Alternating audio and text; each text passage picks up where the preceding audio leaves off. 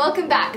One thing that Brené Brown, if you can't tell, we like her a lot, realized as she was researching is that love and belonging always seem to be connected to each other. People didn't speak of love without belonging, following, and she was curious as to why. She explains, after collecting thousands of stories, I am willing to call this a fact. A deep sense of love and belonging is an irreducible need of all women, men, and children. We are biologically, cognitively, physically, and spiritually wired to love, to be loved, and to belong.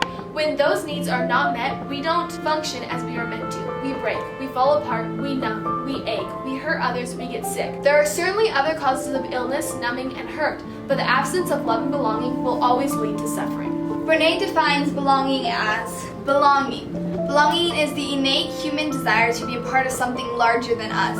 Because this yearning is so primal, we often try to acquire it by fitting in and by seeking approval, which are not only hollow substitutes for belonging, but often barriers to it. Because true belonging only happens when we present our authentic, imperfect selves to the world, our sense of belonging can never be greater than our level of self-acceptance. So if you remember, we talked a little bit about belonging last week, and oftentimes belonging is confused with fitting in. So fitting in is when we change ourselves or our thoughts, our actions, what we say in order to be accepted by the people around us and our peers. Belonging is when we truly are who we are deep down inside. We have our voice, we say what we want, what we mean, when we mean it, and we're truly authentic. And by belonging, you find people who love you for all of you. You're not fitting in and hiding some parts of you and then have this fear that people won't love you when they find out everything about you. You know deep down inside that you are everything. You are giving it all, your all, and you are showing all of you to the people that you interact with. And that goes to bring a lot of peace and a more beautiful, happy, and fulfilling life. This is a kind of silly example, but when I was little, my brothers were my heroes. Like, I love them so much. And so when I was little, they were also little, and so they did weird things. And one of the weird things they did was they ate worms, and I wanted to fit in so bad. I just wanted them to think I was cool because I was like, I don't know, I was like 8, 6, I don't know. I was really little, and I was just like, I'm gonna do this. So I ate worms because I wanted my brothers to accept me. And bleh. I also remember times when I would be at specific activities with people, and my personality is one that is kind of a little bit lower key, and I just like to kind of do my own thing. I have a couple good friends and I'm good with that, and I like parties, but I'm not the person who demands and attracts all the attention. And I had a couple close friends who were like that and who wanted all the attention all the time, all of the boys' attention, all of the conversation, all of this, all of that, and their personality was that they attracted it naturally. And so I remember so many instances where I would be at a party and activity and they would come into it and I wouldn't say anything because I'm like, okay, well, I didn't do anything about it. Even though it hurt me, I want to be noticed and I don't want to just sit here in the shadows, even though I don't need the attention. I like people to talk to me still. And it took me many years to realize and to have the confidence to actually be able to speak up. Once again, we want to tell you guys and remind you guys that you honestly can't give people what you don't have. This includes love, self-acceptance, self-compassion, not judging other people, love for yourself, the feeling of worth of being loved. You can't make other people feel loved and accepted for who they are if you don't love and accept yourself. Practicing self-love and acceptance is so important. We need to treat ourselves with respect and show kindness and affection towards ourselves, our wants, and our needs. We need to speak kindly to ourselves, and when we mess up, which we all will, we need to remind ourselves that it's totally okay. We are all like little kids learning how to walk. When a toddler is learning how to take its first step and it falls down, we don't criticize it and call it names while it's just trying its best. We are kind. We encourage them to get up again. We're their cheerleaders. Just like we were explaining with the toddler, we need to see ourselves this way. We're all new at this life thing. None of us has lived here before. And it seems that just as we get the hang of something, we grow up or we go into a new situation and life throws something new at us and then we're just falling down. This is why it is important to learn as early as you can that you are amazing and worthy to be loved just how you are. And that you need to keep getting up and keep trying because everyone else is struggling. So if you get down on yourself for messing up once or twice, that's not going to give you any help and help you go any places if you just don't get back up and you don't try again. We're all in this together. think of like some of the most, like the people you admire the most in your life.